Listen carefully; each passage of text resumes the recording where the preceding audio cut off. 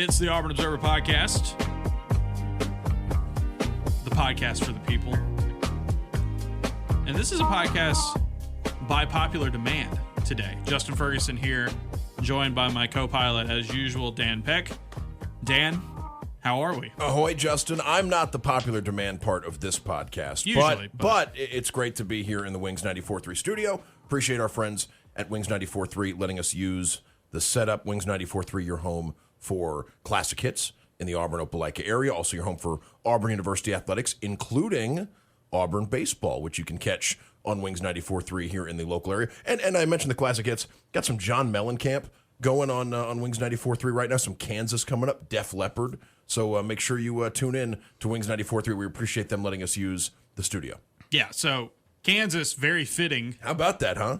Auburn baseball and Kansas on Wings 94.3. They might as well just name it Adam Cole FM. That's right. Is Missouri a band? Because there is a Missouri. I learned. Oh wow! One hit wonder. Not to pop in, but not to spoil my welcome. But it's a very real band. That's exciting. The voice you just heard. Who is that? Is our pal Adam Cole of the Montgomery Advertiser, joining us today in studio. As we said, we're here in the Wings 94.3 studio. That crystal clear quality that you're getting. That keyboard clacking that you're hearing, is this is only can be done here at Wings 94.3, and we appreciate Wings as always for letting us do it. But Adam's here, and Dan, the wayward son himself. I grew up literally like 2 blocks from their band house, like very real thing. Wow, I kid you not. We brought Adam in for a number of reasons. We're going to talk a number of topics with Adam, but we're here in early May. We're kind of waiting and seeing later this week. NBA Draft Combine goes off. We'll look at Tahad Pettiford and Janai Broom, and really good weekend for Dylan Cardwell at the G League camp. And we'll talk about that. We'll have more stuff. But like right now, Auburn football and Auburn basketball. Not a ton of news going on right now. We're hitting the off season. We're hitting the good part of the off season, but there are a couple of Auburn sports still going, few of them actually, including one that is one of the hottest teams in the country. And it's kind of funny as we're saying this, we're recording this on Monday afternoon, and Auburn golf is up the road playing in their regional, defending national champion, number 1 seed. They're on that. But we're here to talk Auburn baseball. I'm sure we'll get into some golf at some point this week, but Auburn baseball, and the man to do it is Adam Cole. It's kind of funny. Somebody had been asking me this weekend, when Auburn won on the squeeze play the other day, I tweeted about how much I love squeeze plays and like they won a winner.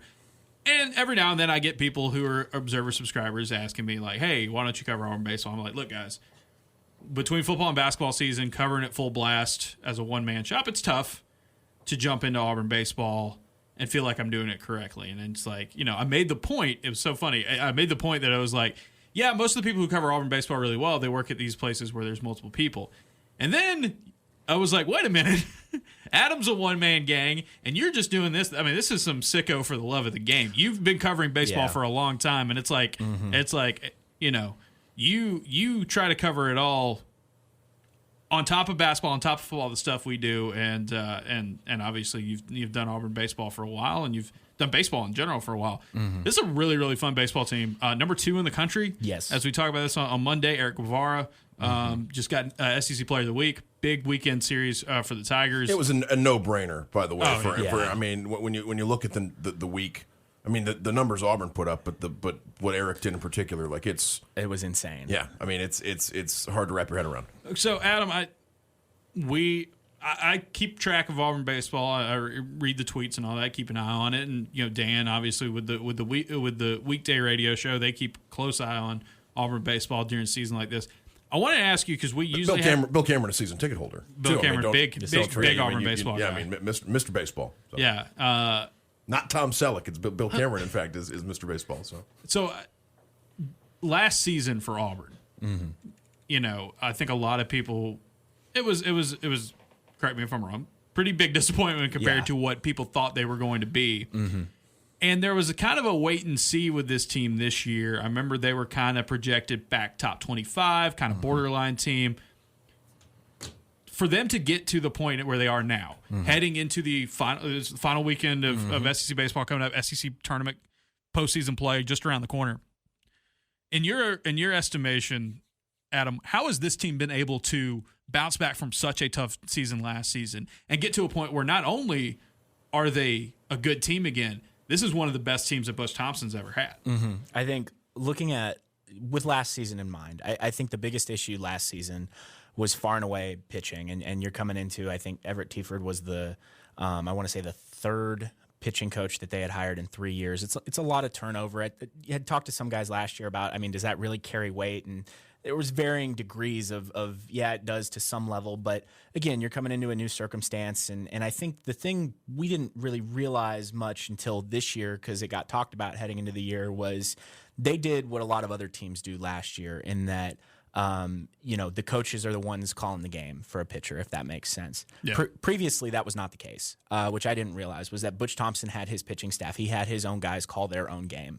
And they felt like that took a little bit of onus off the pitchers, and you just kind of, it correlated with this backslide on the mound of Auburn.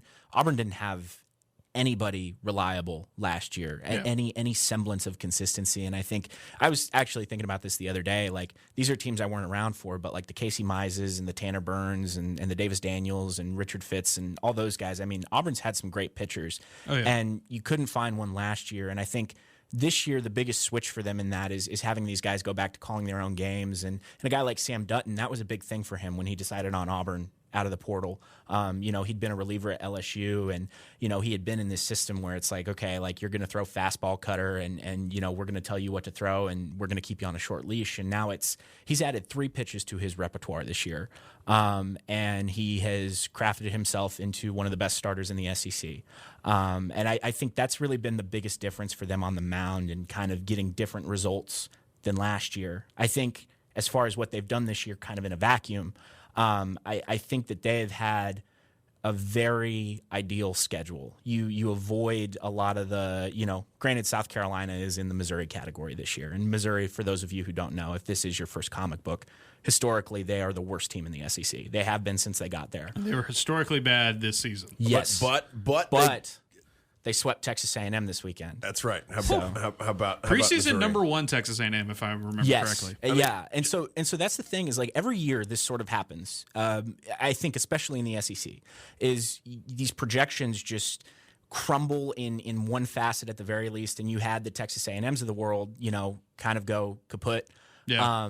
But I think what Auburn found is that, they had a run there where I think it was like 5 or 6 straight weekends they played a ranked opponent, and they've only lost 2 SEC series this year. And that's kind of what matters in the grand scheme. If you can get 2 or 3 in a weekend, like, it's a great weekend. You don't need to. It's Bobby Cox baseball. Right. It's not football thinking. Drill on Dutton a little bit more if you can, because I mean, this is a guy who was in the bullpen for LSU a year ago and has been one of the best starting pitchers in the SEC. Did Auburn have an idea this is what they were getting? How much of this has been development since he arrived on campus? And it's a really remarkable thing. You pointed to pitching as one of the biggest reasons for this turnaround, and I would point to Sam Dutton as one of the biggest reasons for the turnaround by the pitching staff. Yeah, I was going to ask about that, like, to follow up on that, just piggyback there.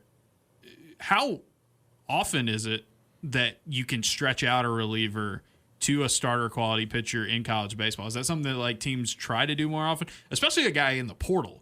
Especially a guy like, did he go into the portal being like, hey, I want to go be a starter somewhere, and Auburn was one of the places they felt like he could do that? So, and keep your eyes peeled for MontgomeryAdvertiser.com later this week. There will be a full story on this. I've in talking to Sam about it, and Scott Foxhall, who's director of player development, but is he has been a very successful pitching coach, and Everett Tieford, Auburn's pitching coach. This was a guy who Auburn had some familiarity with. He's from Southside, if I'm right, and they recruited him out of high school. He chose LSU.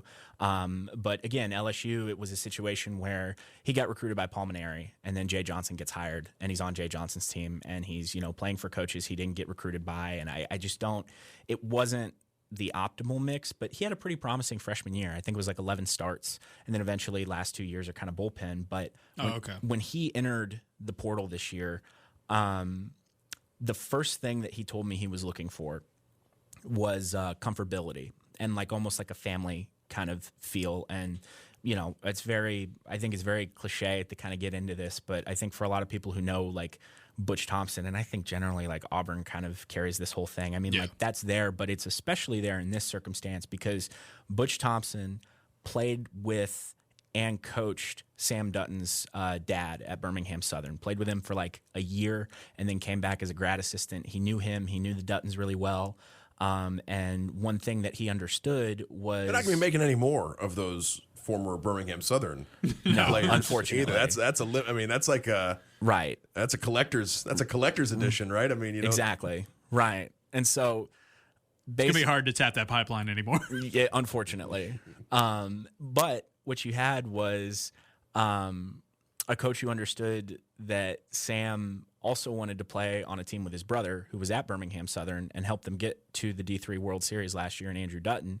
And Andrew's on this team, and so is Sam. And I don't think it was a case of no other school entertained it, but it was a case of Auburn understood it. And so that was really kind of the first domino. And then after that was the more baseball-minded things of, okay, like, what do I need to do to get into a starting role? And it's a situation of at Auburn, like, I think the biggest thing is they've instilled him with a lot of confidence that, like, a mistake doesn't mean you're done. A mistake means we want to see you respond. And if you can respond, then you're probably not done. And the other thing, too, is, I've heard this in terms of how Everett Tiford works, but, when somebody's a struggle or an issue, it's not so much Everett Tiford talking about struggles he had when he was a professional baseball player that were similar. It's, well, let's pull up this film and look at what you were doing here when you were having success. And through that in the fall, it was by no means instant, but this was a guy who had learned to throw a bit of a curveball, learned to throw a bit of a changeup, and they started working on those pitches. And suddenly he's got a mix now where he's always been capable of getting a guy out kind of side to side, if that makes sense. His cutter, it's something he throws like a cutter, but it lands more like a slider. And then he's always had a fastball, a 2-seam and a 4-seam, but they've really implemented this curveball it's really low velo, really high break, and it's not so much of a top to get somebody out top to bottom, but it's more so in complementing his fastball and his on-speed stuff. It's really a matter of getting a guy out front to back, and I think that's really allowed him to have the success he's had. It's a blend of things. It's a blend of so many things, but I think he's done a lot of developing on the mound, and I think he's in a circumstance now where he just feels comfortable and feels confident in a way that he probably never has before in his college career. Okay, so Dutton's been a big deal this season. Famously, though, it takes more than one guy to have a good pitching staff and to turn it around. You were talking but it is huge. Oh, if your Friday night guy is that guy, because you have an ace. Because Butch has talked about how guys last year would have to be on the treadmill. I mean, because even if you don't go into a game, right, Adam? Like, having to get up and get ready can be taxing on a reliever. And when you had, Auburn constantly had to go to the bullpen early on Fridays last year, and it just messes you up for a whole weekend. And it's been, I think that's the secret, benefit of what you've gotten this year out of Dutton is the way it's preserved the rest of the bullpen. Justin's question was going to be about just the rest of the rotation, and I guess even the bullpen, because you were saying like the consistency wasn't there. I'm sure for the bullpen having all that extra weight on them because of the inconsistency on Friday nights helped. But like the rest of the weekend series guys, like the rest of the weekend starters, just the lift from the rest. Like how has Auburn been able to make it more than just, hey, they got a stud on Friday night? It's been really interesting to watch because I don't even think through a whole weekend, and I would assume this is relatively average for most, you'd probably say lower tier of top 100 college baseball programs of like, you don't have three guys locked in tight as like, okay, this is our weekend rotation. And what it really started out as was, oddly enough, like it was Dutton on Saturdays, and you had Cade Fisher, who was the number one prospect in the transfer portal at one point this offseason, transfers in from Florida, had kind of had a shaky year last year, but was a capable enough guy, and they really thought, he could come in and be the Friday night ace. That didn't prove to be the case. He has been inconsistent all year, and he's reached a point now where he's out of the rotation. He's had some great moments, though. His start against LSU was incredible. He came out of the bullpen in Knoxville and helped them clinch that series in the last game. But eventually you move Dutton to Friday and Fisher to Saturday, and then Sunday has just kind of been a revolving door. Okay. Andreas Alvarez is a freshman. He had been in that role for a little while. Eventually it went to Christian Chatterton, another freshman. Cam Tilley's been in there. I think Alex Petrovic, who hasn't pitched in a while, he kind of got a midweek role, but that's been the interesting thing is like Auburn has had pieces that have shown capabilities, but they have not had a bunch of pieces in that pitching staff that have shown consistent capabilities, at least in terms of like weekend starters. So between Cam and Chatterton and Cade, like if one of those guys and kind of like ride the wave, and Chatterton's the one who's probably been trending in the right direction of late. Like if one of those guys were to emerge as a really trustworthy, consistent second option as a starter, like that would be a massive development. For Auburn. A missing piece for a team that's already the number 2 team in the country. It'd be kind of shades of 2022 because that regional that year was really where that pitching staff took off as a whole. You had Joseph Gonzalez, who had been an anchor. They usually started him on Sundays, and he was their best starter. And then Trace Bright comes out and pitches a really good game. And then Mason Barnett, who is in, I think, the A's organization now. He's been great, but he caught fire against Florida State in that regional, and they suddenly had this like great 3-man rotation through the whole postseason, and it got him to Omaha.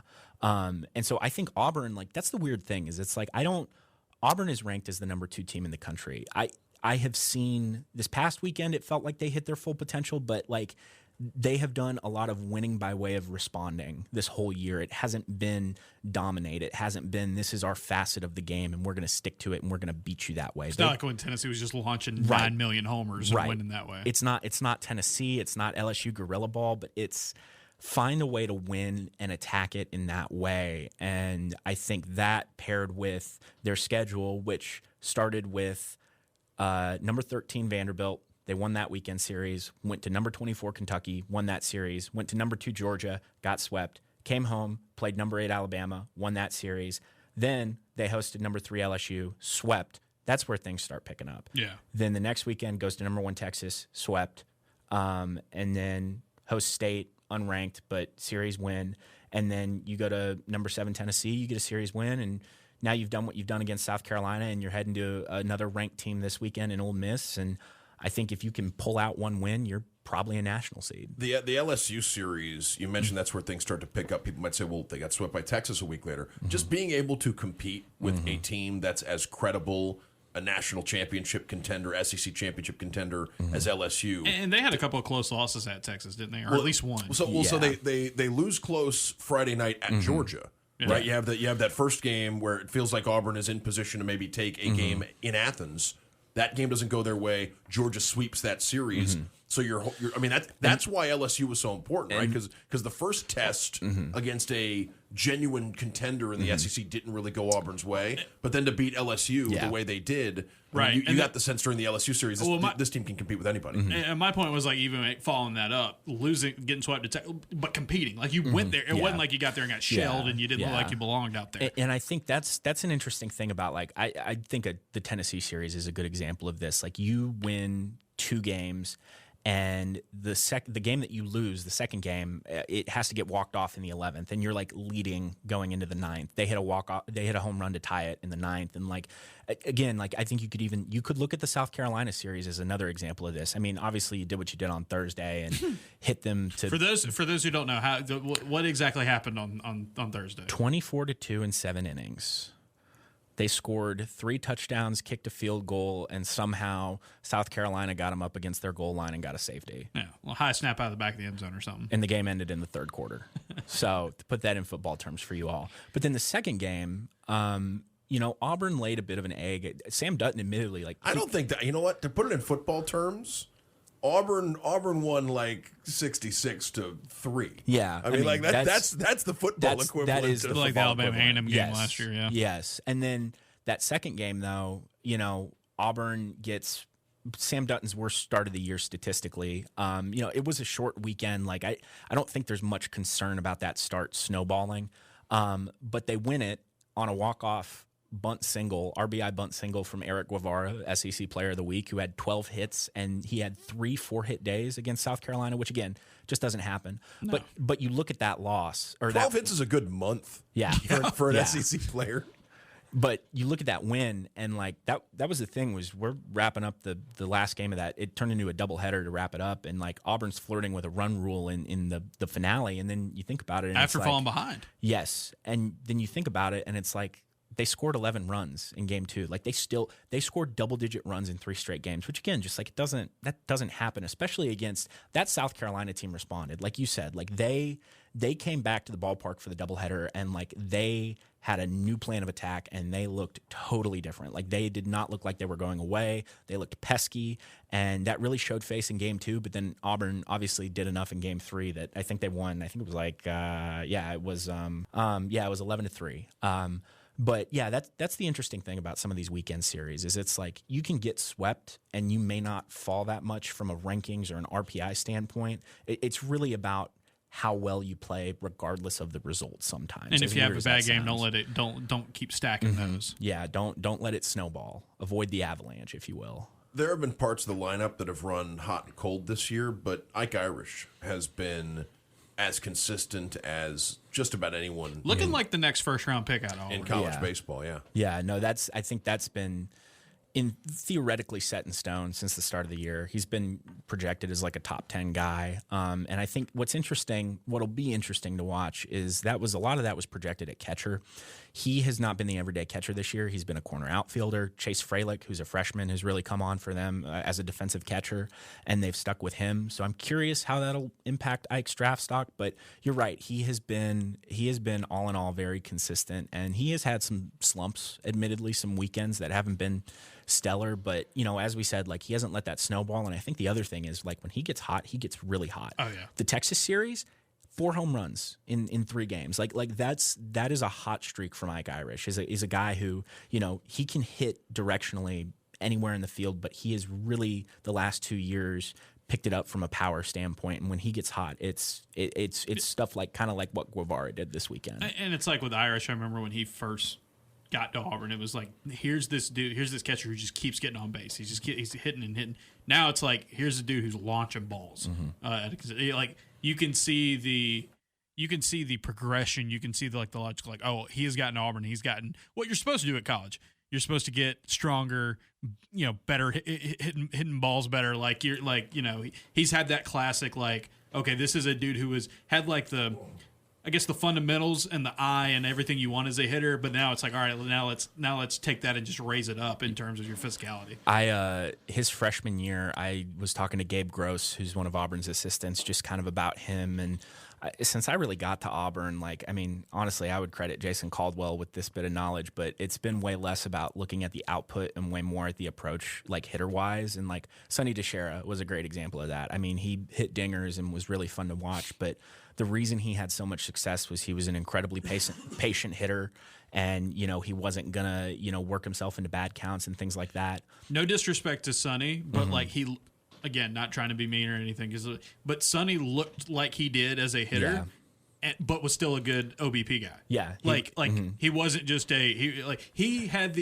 he had the frame of a 3 true outcomes guy, and he was completely not that. Exactly. And that's the reason he's still playing minor league baseball and competing for a shot in the pros. And Ike got to Auburn at 17, 18, and he had that down. Like, he was not a guy who was going to work himself into dumb counts. He's a guy who, when he had 2 strikes on him, was very, make contact and hit it the other way, and he's always had that. But this was late in the year, and Gabe told me, he's like, the biggest thing we're trying to work on is Ike is like naturally strong and he has power and pop, but with his 2-strike approach, sometimes he can get a little geared to hitting in the opposite field. But like, to be a power hitter, you got to kind of go pull side. Pull it, yeah. And I forget what he finished the year with, but he hit the bulk of his home runs in like the last 2 or 3 weekends, and that would have been after Gabe and I had this conversation. And it was funny to watch.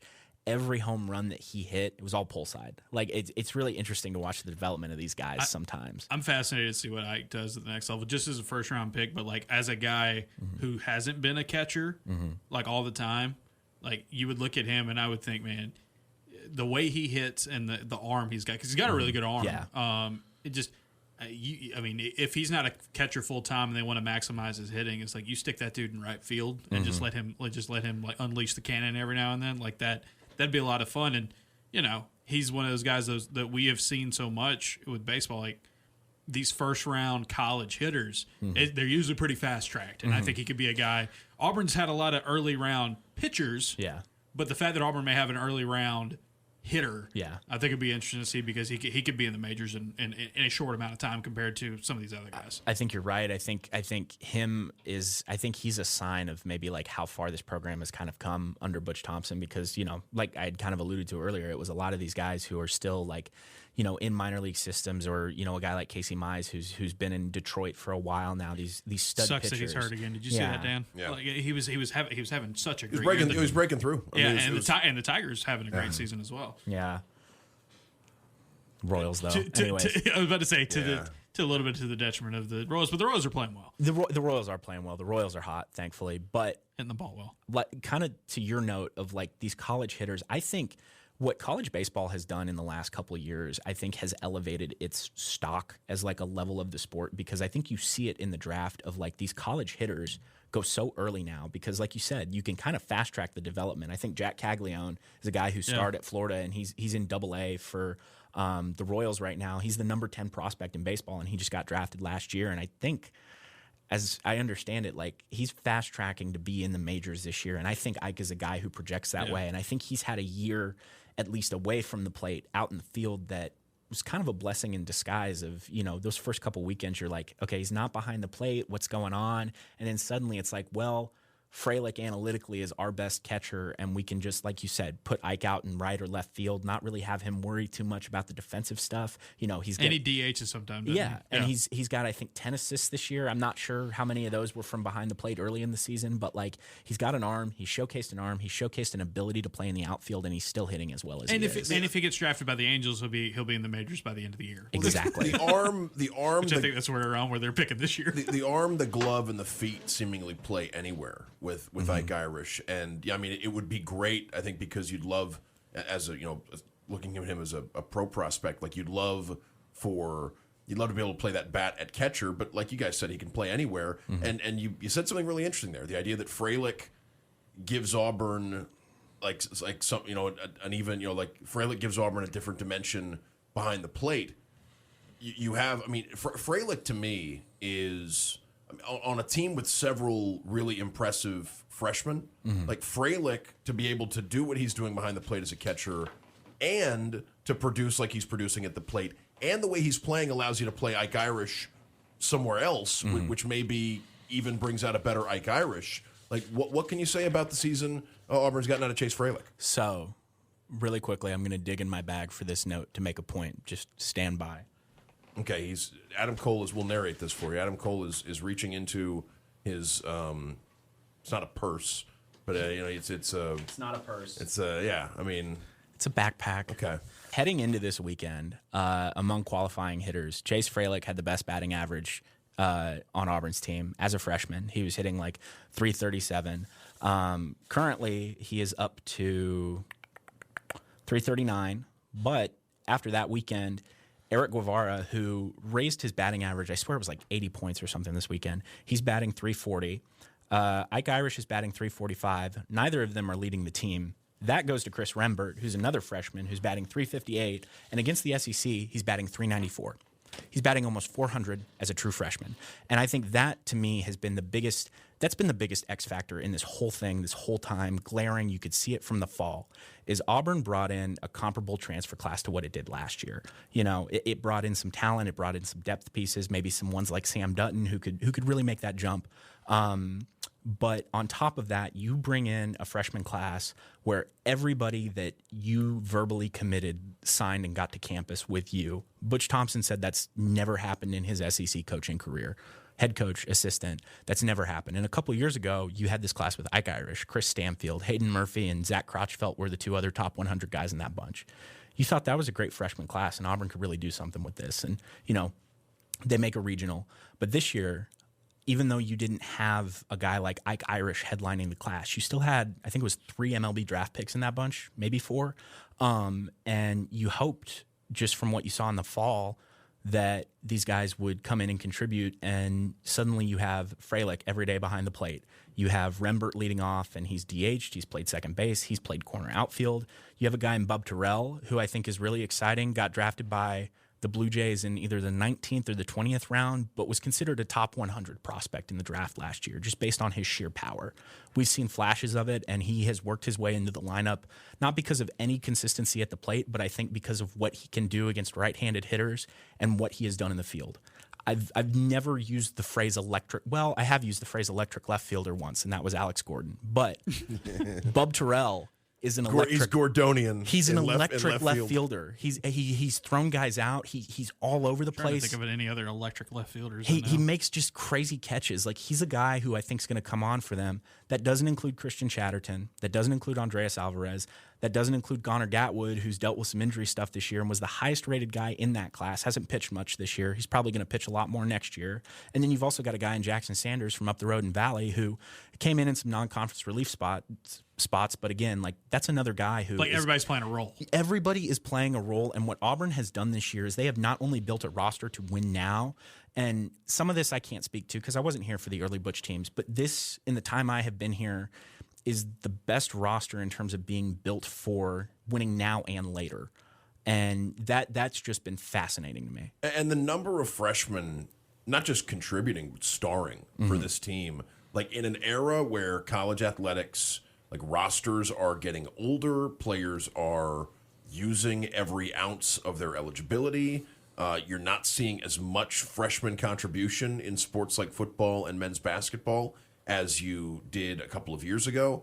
And yet, in that era, Auburn brings in a couple of freshmen. And there's also the downside of, in this era, if you bring in a freshman, there's no guarantee you're going to have him next year or 2 years from now. So some coaches are dissuaded from developing freshmen the way they used to. And it's easier to just go shopping for a closer to a finished product in the portal.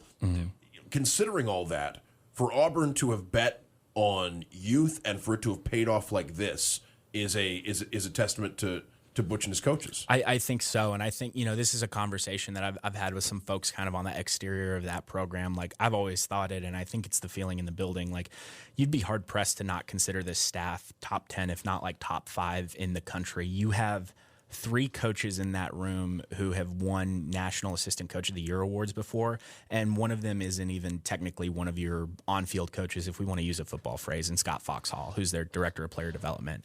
Butch Thompson won it. Carl Nunemaker, who's their kind of like infield and recruiting coordinator, he's won it. And then you have 2 major leaguers in Gabe Gross and Everett Tieford, who, Gabe is obviously went to Auburn. He's been here for forever. He's been a mainstay.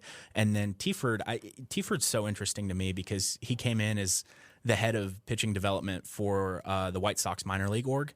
And so he's been in a totally new ground the last 2 years. Clearly, there's been a lot of improvement from year 1 to year 2. And I think he's a guy who's super young and just fascinating. And I'm curious to see his development as a coach continue. But you're right. It's a testament to those guys. It's a testament to their ability to not only recruit, but like evaluate talent. And I think they've got guys who I certainly know in Frelick's case, he was a guy who was a tennis star. He was at one point ranked number 3 in the nation in his birth year as a tennis player, had 60 D1 offers. He was going to come to Auburn to play tennis if he didn't come to Auburn to play baseball. And he ultimately chose the other sport, and it's paying dividends for him. But like, I think with the way that it's worked out this year and to an extent the makeup of the guys, like, I don't know how much worrying you need to do about the transfer portal. There always is going to be some inherent worry. And when you have a guy like Chris Rembert do as well as he's done, you got to keep your eyes peeled a little bit. But I think you've done enough this year to where these guys see that they can contribute to a point. This team is obviously top 5 in the country. Like, you have a great case for all of these guys to come back and not explore their options. And it'll be interesting to see how it plays out. There's no guarantees there, but this roster, the development, it's all been really impressively built. And that doesn't even account for the fact that, Auburn could be a national seed for the first time at least since the tournament went to its current format. And if they make it out of the first weekend, I think it would be the first time there's a super regional. I'm like 80% sure. I'd need to check the record book again, but I think it'd be the first time there's a super regional being played at Plainsman Park.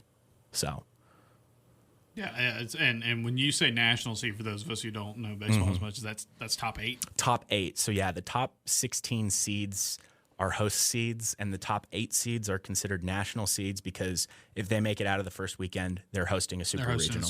Okay, gotcha. Yeah, I think there might have been a super regional at one point at Plainsman, but it wasn't because Auburn was a national seed. I think they kind of jumped into that, like something happened elsewhere. They've hosted before. The last couple times. I vaguely remember a Clemson series when I was growing up. Yeah, I think it was the last few times Auburn has advanced to super regional play, they have not hosted. No, I mean, but it would be a while, and like I'm unclear on when the format went to when they went to the current format. 2018. Okay, so very recent. Yeah, so it hasn't happened since. No. So 2018, because I think this was my slip up. I was talking to somebody about this the other day. I think if I'm right, in 2010 they were a national seed.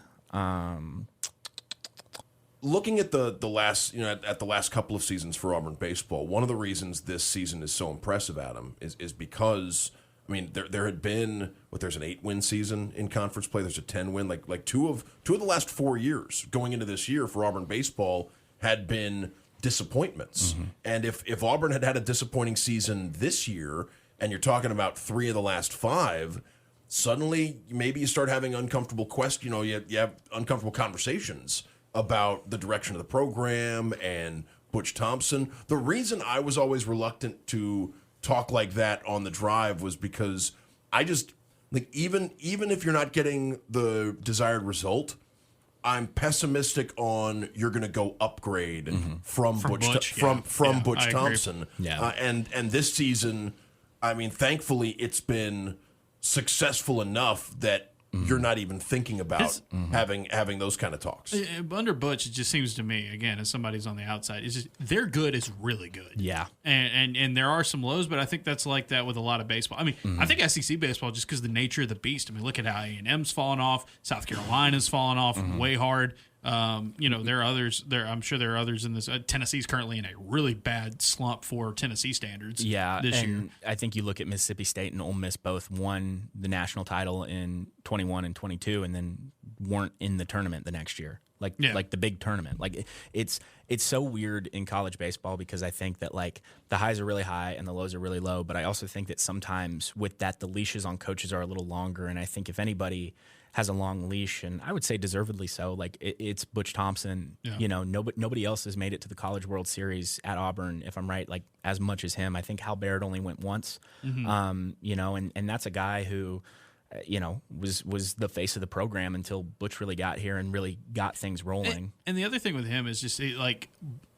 beloved. Yes. Coach. I have never heard anybody have a bad thing to say about Butch Thompson or his staff, really. Just like the way they go about it, it's a very easy group to root for. And I think, fans aren't the ones making the decisions behind the scenes, obviously, but that's a team that people can get behind. So even in the down years like last year, there is belief that they can bounce back. And man, to your point, this staff has proven, this head coach and this program have proven that they can bounce back. And I think SEC baseball is it would be funny if it's as crazy as SEC basketball is now. But it's imagine if SEC basketball was a sport where, and I guess only South Carolina, Missouri have done this here recently, but could you imagine a team like Kentucky or a team like Auburn or Florida, all these have these standout years, and then next year go 2-16 in conference, and people would be like, yeah, well, that's just how it goes sometimes. It's just it's so wild how baseball's like this in the SEC. It's a different speed, it's a different beast, and it's really fascinating. But I do think that even after last year, Butch Thompson was in a place where he had the leash, and now you have his AD is somebody that he coached for at Mississippi State, and John Cohen. You've got $34 million in renovations that have gone into Plainsman Park, and there's a reality that there's even more money that goes into it at a later date. You've got the infrastructure here that I think you've always wanted, and I think in a post-house world with the way the roster limits are going to be set, your scholarship numbers are set to go up a ton, and that's what I'm fascinated to see down the line is just what can recruitment and development look like and all that. A couple of weeks ago, if we were sort of discussing where the team could improve, I think you would have looked at the lineup around Ike Irish. I think you would have looked at the rotation around Sam Dutton, maybe the bullpen. There have been strides in all of those areas in the last couple of weeks. Where do you think this team could still improve? I really look at, because I think you know what you have in this lineup, and I think you kind of started seeing it as early as fall ball, but this is a lineup that I think from the get-go has had a propensity, or an ability, I should say, 1 through 9, that like any of those guys could make an impact. You saw it this weekend. You're not going to get what you got this past weekend every weekend, but you know you have it. I think the biggest thing that you're looking at is the rotation. I think if a guy like Cam Tilley can string together another dependable start, if you can bring in a guy, whether it's, I guess in that Sunday spot, to come in and really have a good outing. Christian Chatterton, I think, only had 2 innings against South Carolina. Again, it was a short week, so I'm sure that played into it to a degree. But if you can have some guys really step up, I wouldn't close the book on Cade Fisher, right? I mean, after the, I don't know that you will. Yeah. I think there's a very real possibility. I think it depends where you're at. If you win the first 2, like, I wouldn't be shocked to see him go out there and start Sunday knowing, okay, well, we've probably got, depending on how things shake out in Athens, you might have a top 4 seed in Hoover if you win the first 2. You've probably got a national seed locked up if you win 2. I don't think it'd be a bad idea at all to throw him out there and see what he's got, but I think that's the biggest place you're looking, because the bullpen has shown, Ryan Hetzler is a guy I think of he's been everything from their setup man to their closer. Carson Myers has been pretty automatic in long relief. Like you have pieces and know what they are there. I think the rotation, you really only have one piece that you're certain on at this point. All right, Adam, wrapping up the baseball talk, this Auburn team's got to go to Ole Miss, and they go to Birmingham. Can you lay out, or Hoover for SEC tournament, can you kind of lay out the situation Auburn faces right now in terms of seeding, in terms of what they could do? Seems pretty likely, like you were saying, they pick up a win. If they just don't go out there and get swept at Ole Miss, they have a really good chance to be that national seed we talked about. What about the SEC tournament and trying to maybe make a little extra noise there? Who knows, potentially stay hot and take home a title to go along with it. Yeah, I think you're pretty much locked in as a hosting seed at this point. I think you'll be somewhere in 1 through 16, but really depends on this weekend. The magic number is 17. That's last year the lowest seeded national seeds. The fewest conference wins for the lowest seeded national seeds were 17, and Georgia was one of them. And so I think that's where you need to get. And then the really interesting development of late with Alabama taking a series from Georgia this weekend is that if Georgia basically, as long as Georgia does not sweep this next weekend, you should have a chance to take the 4th place spot in the standings, and that would give you a double bye in Hoover, which would be pretty darn big. And like you said, I mean, that evens up your chances a lot better of hopefully coming out of that with some sort of, hardware, if you will. But also, like, Hoover's a bit of a dual-edged sword, because if you go that deep, sometimes you wear yourself out, and then you've seen teams that, go on to win it, and then they get bounced in the first weekend, So it's a bit of a dual-edged sword, but I think at this point, like... It's been 25-plus years since Auburn has won the tournament, though, right? So, I mean, there would be... some sense. It would be fun, but it's not something you've never done it in the Butch era. Like it would. I mean, it'd be something to celebrate. Yeah, but it does not necessarily, especially because of the grind of what it takes to win in Hoover. Kind of feels like what the SEC basketball tournament was this year for Auburn basketball. I do wonder with a 16-team single elimination format if that changes a little bit because you're playing a little bit less baseball.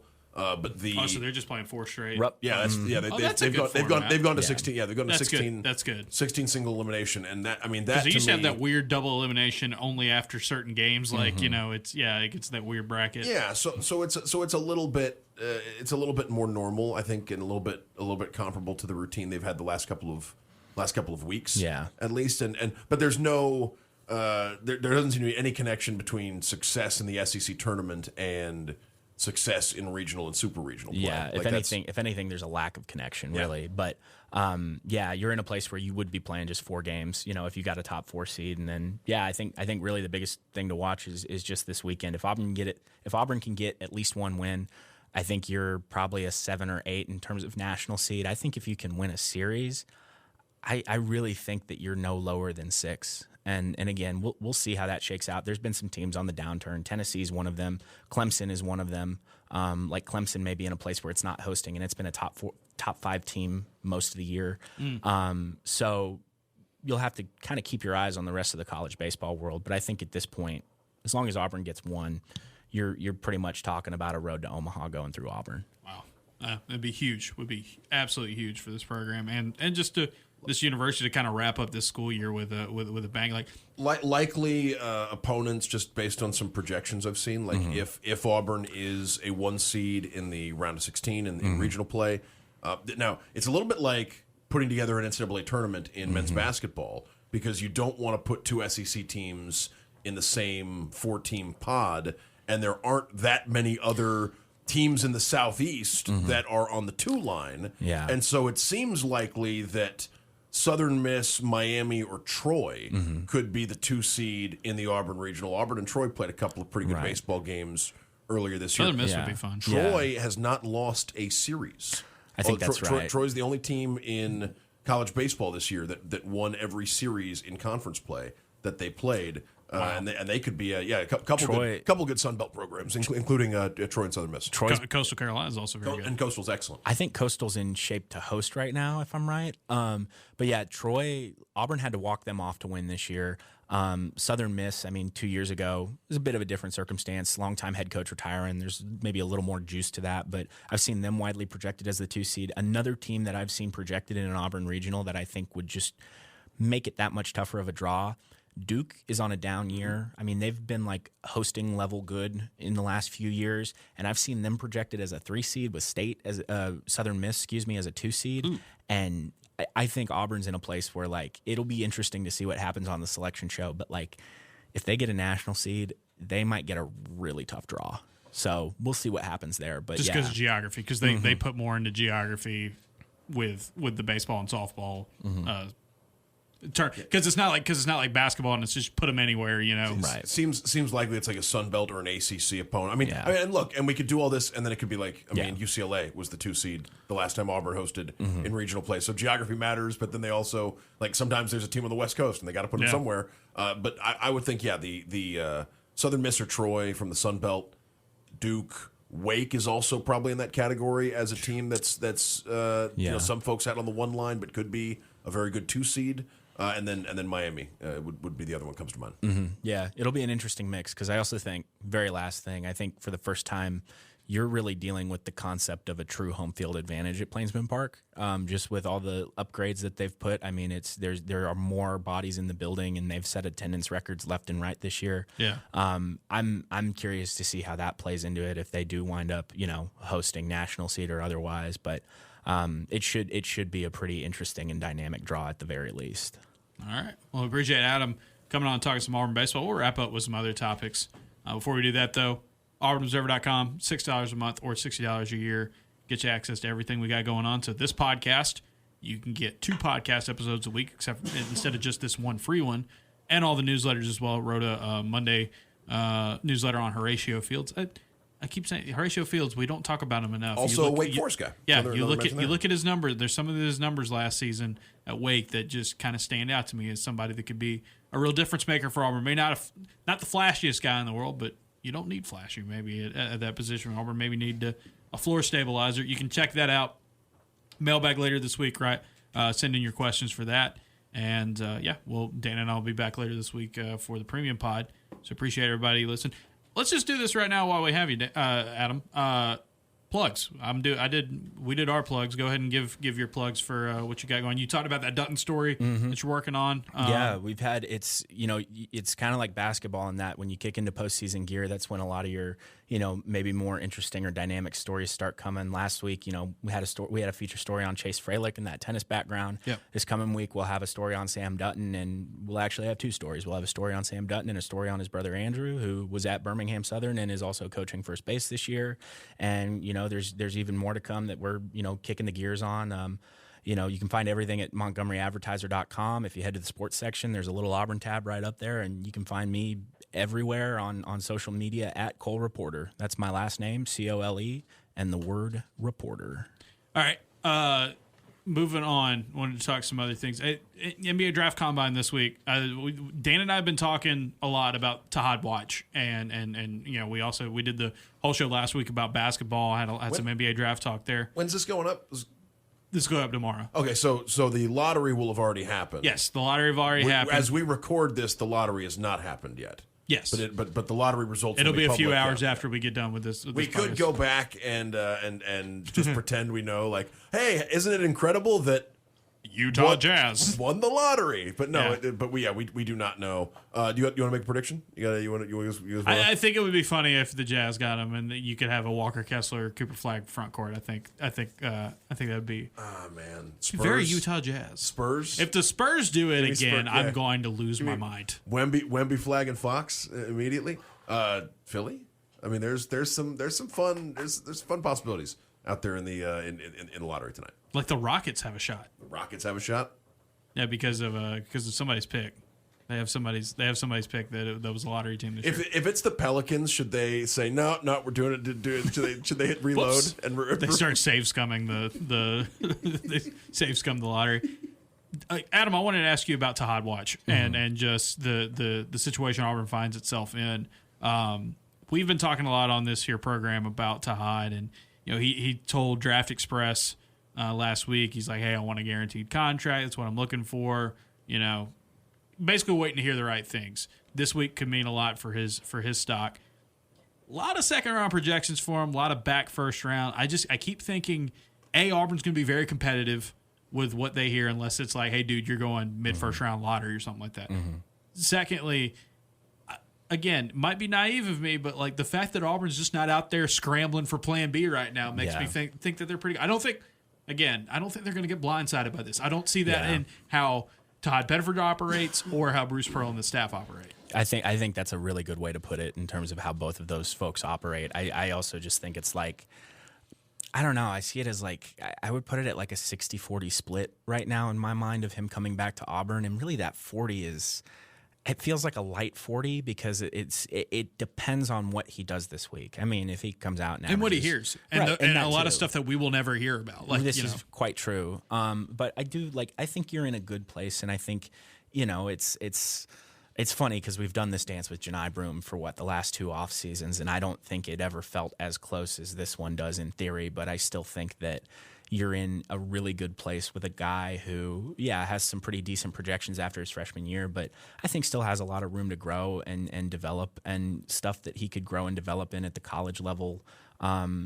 just as well, if not better than he could at the NBA level. And again, I think you're looking at a guy on paper who, undersized guard, has some appeal, but I think another year in college would make his draft stock that much better. Do you think that the fact that another year, do you think that's impacting his decision? Because when you talk about Janai, or when you talk about, we use the Sharif Cooper example, I don't know if another productive year in college basketball was going to dramatically change the draft stock of a Sharif Cooper or a Janai Broom. Tahad, because he played... I still think if Reef would have come back on that team, that team with Jabari and I wonder if it changes how the NBA views him. I think he could have had a tremendous season individually, but I think with Tahad, if he comes back, he can show something he hasn't shown in his first year. Which with Sharif, because of how much he played that first year, I wonder if it was it feels different. Most he played as in terms of being a starter. Exactly. Obviously, he didn't play a lot. Exactly. Yeah. I think that's a very good point. You go from him being in this marquee reserve role to presumably being your starting point guard and really running the whole thing from the get go. That's different. That's a lot different, and I think that would give him a capability to show a lot more for sure. It just feels like they've kind of cleared the decks for him to you look at the pieces they put around him, and they still want to get another big man, presumably. And I don't know. Here's the other thing I'm keeping an eye on. There aren't very many big men that are in the portal and also in the draft process, so that might not be as big of an option. But if some of these guys pull out of the draft, and some of these guards, some of these wings that are high value guys, I would be interested if Auburn got. But it seems like most of the guys, if not all the guys, that Auburn has picked up in the transfer portal here in this class have been this dude would work really well with Todd Bedford at point guard. Yeah. It's just all those guys seem like the move there. I really like what they've done as far as their pickups. Like it doesn't like I don't know. Everybody feels a little like dynamic. Dynamic is probably the right word. My brain goes to ambiguous, but like you know what they can do. So like what they can do isn't ambiguous. It's in the sense of like they can do a little bit of everything. You know what I mean? Like I feel like Keyshawn Hall is the best example of that. Like he played a bit of center his first year at was like UNLV. Yeah, he's 300 pounds, and now he's a guy who I know he played maybe a little more of the 4 at UCF, but like he's a guy who I think you project as like a 3-man in this lineup, and is still somebody who could be maybe of that Jalen Williams mold of like really athletic, a little undersized, but like a dynamic 4-man, you know, like it just, ooh. Yeah, I keep thinking. I'm so excited to watch this roster. Jalen's a great example of what I keep thinking you're getting out of Keyshawn Hall, where it's like a guy similar size, similar game, a guy skilled enough, but like the problem I have with it's like if Jalen Williams had murder on his mind every time he got the ball in his hand, and loved Jalen a lot, but like Jalen was not the I'm going to go cram this, over your head if you don't stop me. The issue I would have with playing him at the 3 right now would be they have plenty of threes. Where are your front court minutes coming from, and how are you divvying up the other minutes at the 3? Because between Overton and Freeman and Magwood and Bashir, you've got and Simon potentially, like you've got. Magwood won't play the 3. But I'm lumping the 2 and the 3 together for the purpose of this. Like between the 2 and the 3, you got. I think Magwood's projected to be your backup point guard right now. And Magwood could play some point guard too. But it's just like, I mean, even without Keyshawn Hall, you've probably got 80 minutes at the 2 and the 3. Oh yeah. And I don't know where your minutes are coming especially from. Especially if Elijah Freeman's a 3. Yeah, and if Hall, seems like the case. It feels very easy to slide Murphy and Hall, like have the Keyshawns as your front court right now. And that's what I thought. And those look like 2 guys who. Yeah.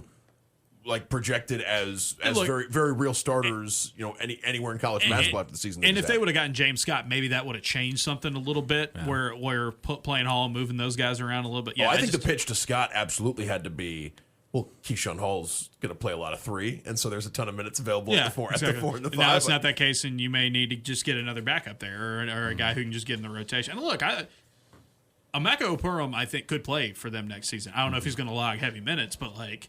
Bruce Pearl ain't afraid to play a project and roll that dude out there and just see, and even if it's just a few minutes a game. I love his game a lot. Elijah Freeman's the one in this class where I'm just like, you talk about a potential lottery ticket that they got in that guy, because what he showed, like he should not have been playing D2 basketball last season, and he has even said in the battle like he was a late bloomer. He was a guy who was playing baseball more than he was playing basketball, and like, but like he could have been playing.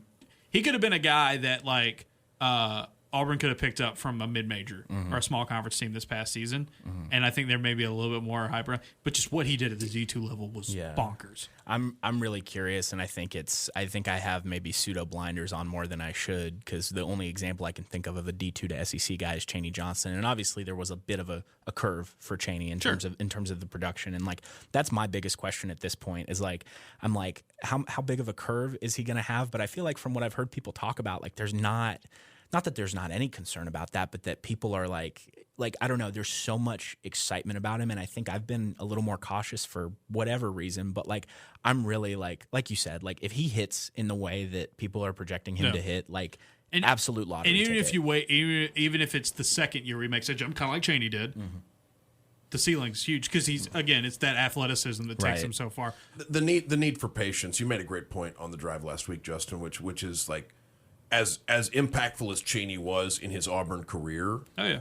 It took a couple of months for him to adjust to the SEC. I mean, he doesn't really hit his stride on offense until towards the end of his first season, like in SEC play. Yeah, no, that's like right now until I actually watch him play in my non-ball knower mind, admittedly non-ball knower mind, like that's where my expectation is going to be right now. Is I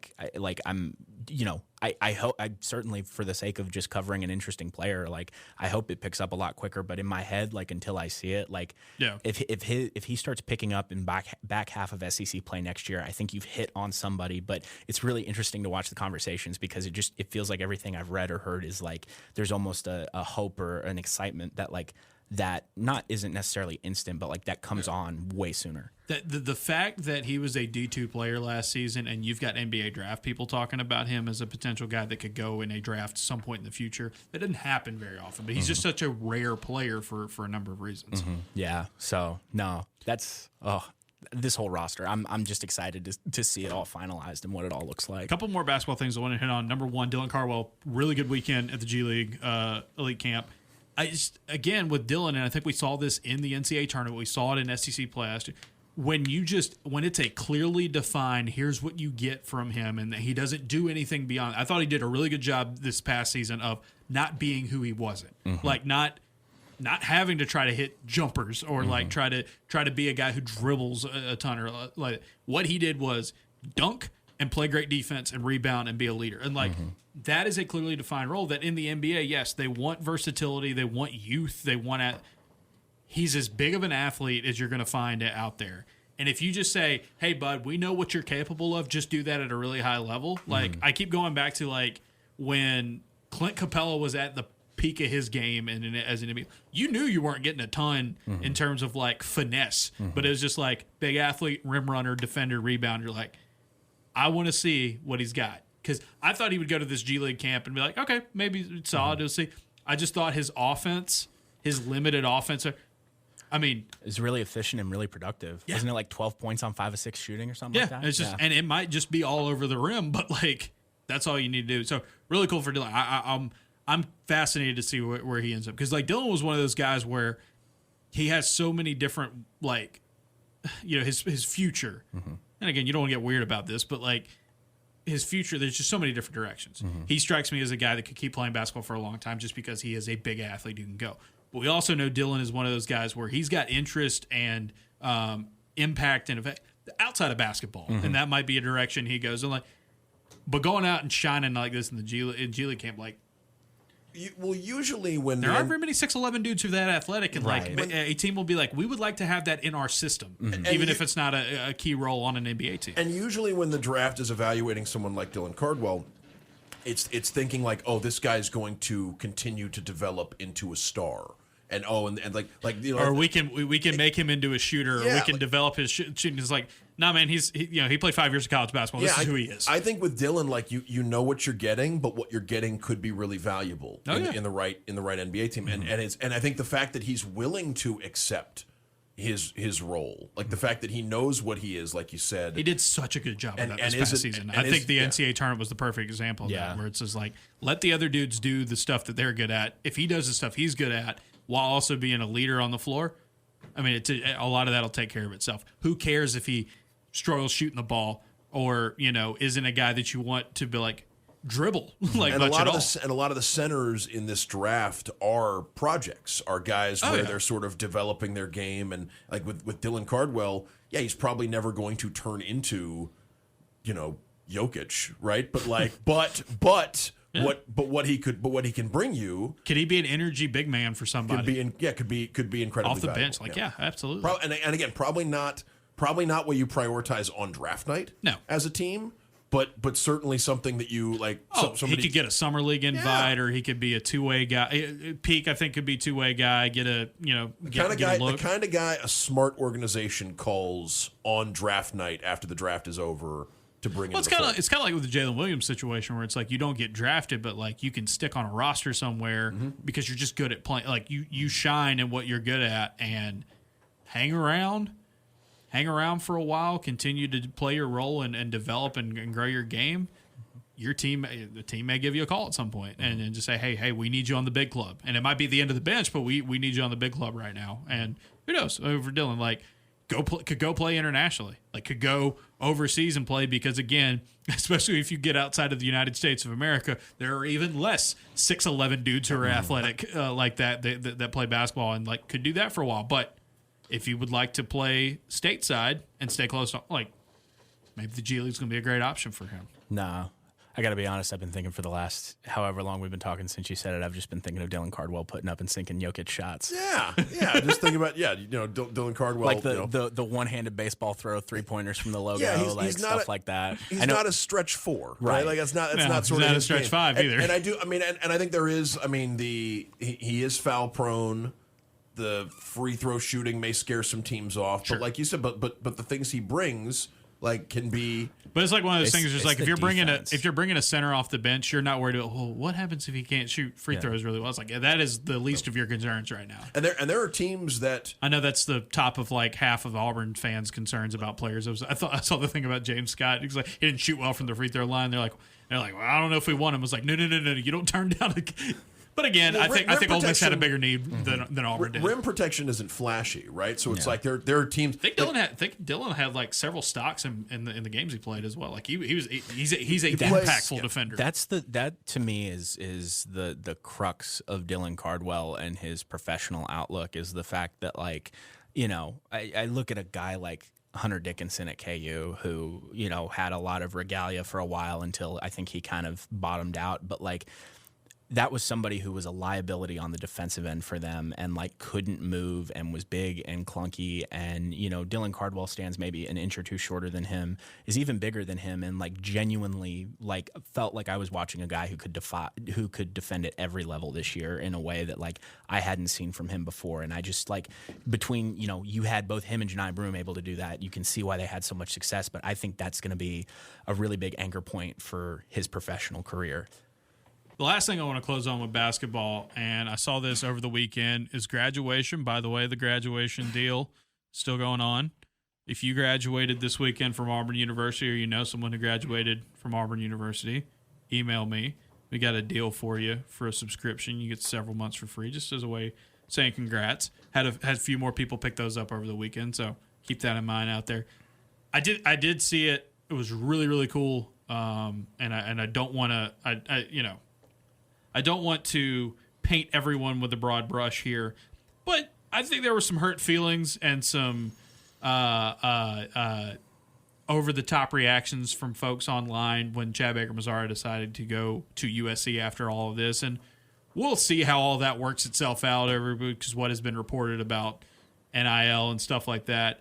However, thought it was really cool. Grace Heim tweeting the video from graduation of Denver and Chad both walking across, and the big applause for both, like including Chad. And it's just like sometimes you have to sit back and say, well, the internet's not real life. And I think that was a cool display of that. That made my heart very happy because genuinely, like, I think since I started doing this full time, Chad Baker-Mazara is my favorite athlete I've ever covered. Like that's a guy, yeah. In terms of like, and yes, in terms of watching him on the court, like just I've never seen somebody with that sort of playmaking ability, regardless of the circumstance, but also just like.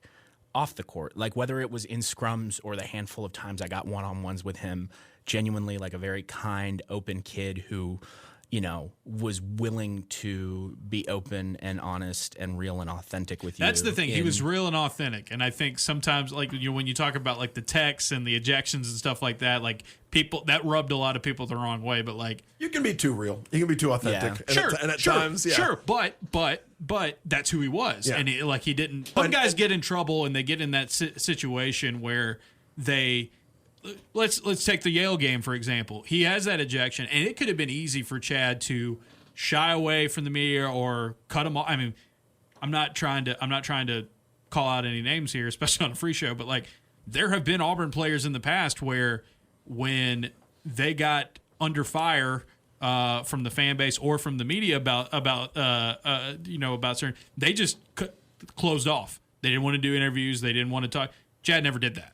And I think that was really cool. And again, yes, I'm sure plenty of Auburn fans wanted him to be back next season, and probably a little frustrated about how things went down. But it was really cool to see like he graduated from Auburn, which is a big deal, really big deal for a guy who bounced around to a lot of different schools. He graduated from Auburn, and he's gonna have that next to his name forever. And the people in the building seemed like to give him that kind of love after the transfer saga that happened. It's just again a reminder that the internet is not real. He was a big part of the best team in program history. Like I understand sour grapes over the fact that he's not coming back for another year, but I mean, and I'm glad to see it already happening where it's like ultimately, like the positives are if going gone down. if he'd have gone to Arkansas or Kentucky, maybe it's a little tougher. But like the fact that he's going to USC, I think it makes it even easier to be like, all right. No, and I would Tip think. cap. I mean, there are Thanks for everything. only a handful of guys who played in the Final Four wearing an Auburn uniform, right? Yeah. And he's one of them. And Auburn's, it'll always be that way. And Auburn's not in that Final Four game without the contributions all season of CBM. Exactly. Really cool stuff. I thought it was really, really cool. All right. That'll do it for this podcast. Adam, thank you for joining us and being our baseball correspondent as always.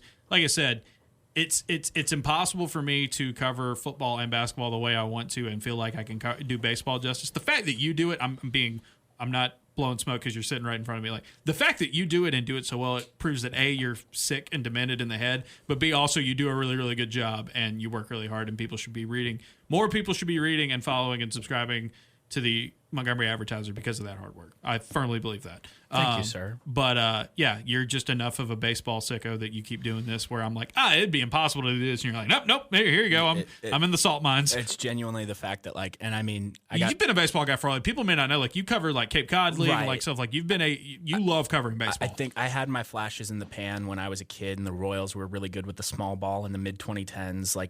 It's fun when a team is winning, right?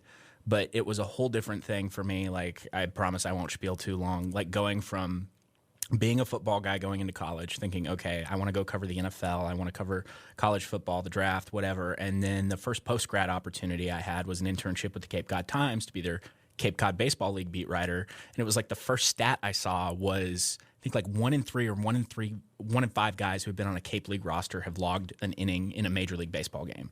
That's insane.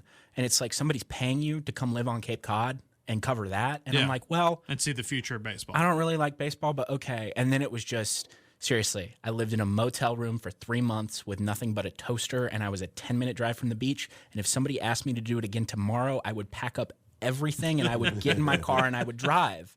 You know, like, I mean, I got to cover guys like Zach Neto, like starting shortstop for the Angels. Like, that's a guy like. I got to clown on former Auburn beat writer Sam Dutton this week. I did an interview with Sam after a Brewster game, and he was in the middle of going through the Wendy's drive-thru. I still have an audio recording somewhere. That man ordering a 4-for-4 in the middle of talking to me for a feature story. You know, guys like him. Spencer Jones is really high up in the Yankees org. I mean, it was the most fascinating summer of my life, and I genuinely think if my love of baseball in terms of covering it did not start there, like I don't think I would love it as much as I do now. Which again, like I've said it in the past before, it's like when you cover football and basketball hardcore for a living, when you watch football and basketball away from Auburn, I get in the mindset where I just start thinking like work, or I start looking at it like it. And so for me, baseball is a great escape as a Braves season ticket holder, as such a big Braves fans, as going to like minor league games and all that. I love that baseball is an escape where it's like I'm not working. I'm just being reptile brain Braves fan. Like, and I love when other folks, I think you're great. Jason Caldwell is a perfect example of this as well. It's just like you gotta love this stuff, like to really dig in like y'all do, and it's awesome. It's really, really cool to see that you still have that passion, because it's so easy, not to get into journalism chat here, but like it is so easy as a sports writer to get jaded and burn out on a lot of stuff. But like having that passion is really, really cool to see. No, it's fun, and I think like college baseball is just, I don't know, it's one of one. Like I've enjoyed covering that level of it like so much. Dan, do you have anything you want to ask Adam on the way out? The new bit is now 70s movies, so yeah, baby. Keep that in mind if you get random text message about the summer. Yeah, and we're going to talk about Jaws on a podcast soon, but that doesn't happen right now. Jaws is free on YouTube, by the way. I don't know if I've mentioned that on this show. You're big on YouTube movies, right? Well, if something, you know what? It's crazy that like YouTube movies has better like selection. It has a better catalog of movies from the 70s and 80s than some of the pay services. But shout out to watch Jaws for free. But no, you're an outspoken Steely Dan guy. So tell us a little bit about what have you been listening to lately, and how did the Steely Dan stuff all get started? Oh man, I've got a shout out because you're how old? I am 26. 72. Yeah, I was about to say. Yeah, when I was in high school, you may be the youngest Steely Dan super. In your old school? In my old school. Yeah. No, in my old school, I had a audiovisual teacher in high school named Rick Palma, who, as you could expect, grew up in an era where Steely Dan was on the radio, and he kind of got me into them. And I started collecting records my last semester of college. Bought Can't Buy a Thrill, got really into that album, and then actually, to go back to the Cape League, I had to drive from Columbia, Missouri to Cape Cod in my little Kia hatchback at the time. That was about a 24-hour, 25-hour drive. I listened to the whole discography of Steely Dan front to back for the first time, and Asia was on repeat that whole summer. And ever since then, it's just been kind of a revolving door. Like, I don't know. I think it's my favorite band of all time. I don't know that I have a Rushmore, but if I was to build any sort of statue, it probably wouldn't be a Rushmore. It would probably just be a Steely Dan. If you're not a okay, I'm going to do it like Letterboxd. How about this? Like, Okay. if you're not a Steely Dan guy, what are the 4 Steely Dan songs that Adam Cole thinks you should listen to like get into the band? Great question. Can you It might just be the first 4 that you think of. First 4. Like, no one's going to grade you 4 on favorite? this. Yeah. I mean, yeah, if your 4 favorite are different than the 4 you would recommend that someone listen to, then just give me your 4 favorite. Well, I'll give you quick. I would recommend starting with "Can't Buy a Thrill." Okay, I think it's their most pop rock standard album. I think it's Most very accessible. digestible, accessible, and I think every song on that album is good. I think every song on that album could have been a single. "Can't Buy a Thrill,"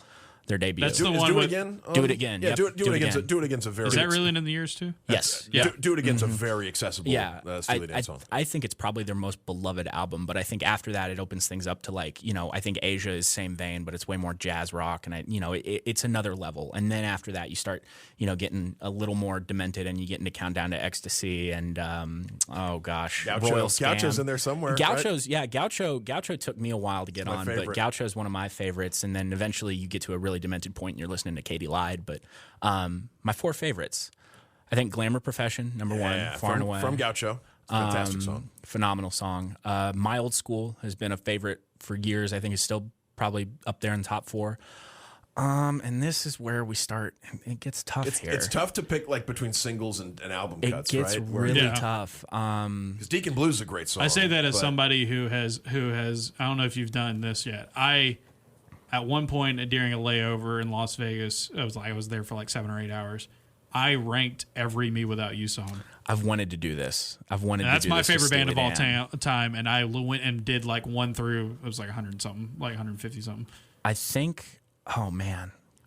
You should do that. I would put FM on there. Okay. I would. Yeah, I love it. It's really good. And then I feel like I need to go with something a little off the wall here, but I'm not sure. Oh man. Okay, this is a hot take. Everything You Did Oh, okay. Yeah. from Royal Scam. From Royal Scam, Deep- which is deep cut on one of their deeper cut albums, and it's got Eagles beef in it. yeah. You know? I was about to say, is that the that's the Eagles beef one you've told me about. Yeah, turn up the Hey, Eagles. The neighbors. Hey, are to tie listening. it back into baseball, by Yes. the way, Spencer Strider. Hopefully he'll be back soon. Spencer Strider's warm-up song, "Do It Again" by Steely Dan. Oh my gosh. He might be my favorite pitcher in the MLB, and I've watched a collective maybe 3 innings of him pitch. It's just all based on vibes and culture. I love that guy.